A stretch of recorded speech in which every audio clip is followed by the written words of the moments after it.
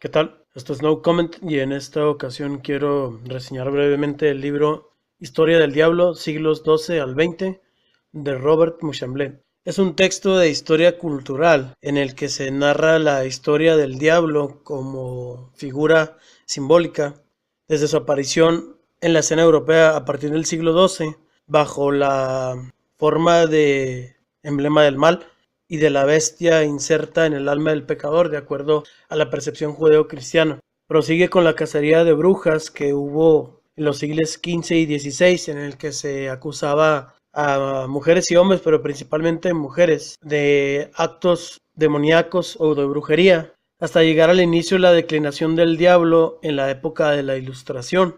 Se podría decir que es un libro de historia sobre la maldad en Occidente. Hay referencia también a la percepción que se tiene en otras partes del mundo, pero básicamente se dedica al significado del diablo o el demonio en la civilización occidental en Europa.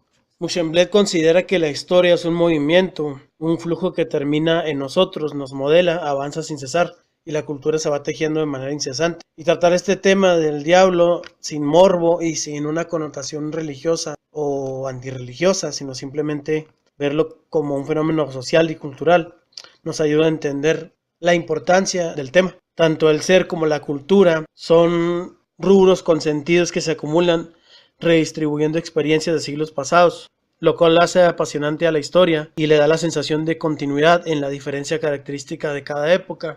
Es importante entender que Lucifer, como figura, crece en el momento mismo que Europa buscaba coherencia religiosa, inventando nuevos sistemas políticos, aprendiendo que tiene que ver mucho con el poder y con quienes lo ejercen. Y es un preludio a un movimiento que iba a proyectarle fuera de sus fronteras, a la conquista del mundo desde el siglo XV.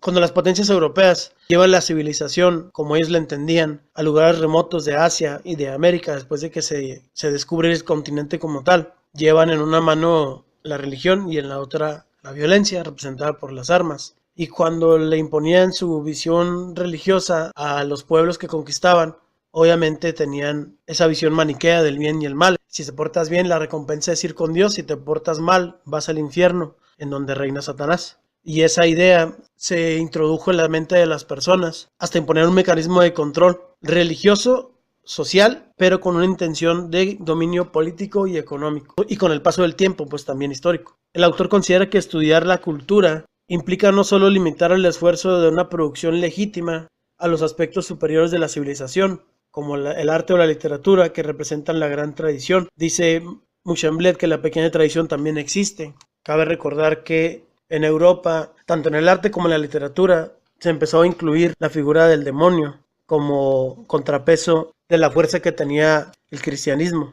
Y solo pongo un ejemplo, cuando William Goethe saca su obra cumbre Fausto, el nombre que le otorga al diablo es el de Mefistófeles. Esa obra funciona como un diálogo filosófico entre el humano y la antideidad. La ficha del libro es Historia del Diablo, siglos XII al XX, Fondo de Cultura Económica, publicado en México en el año 2002. Muchas gracias y hasta pronto.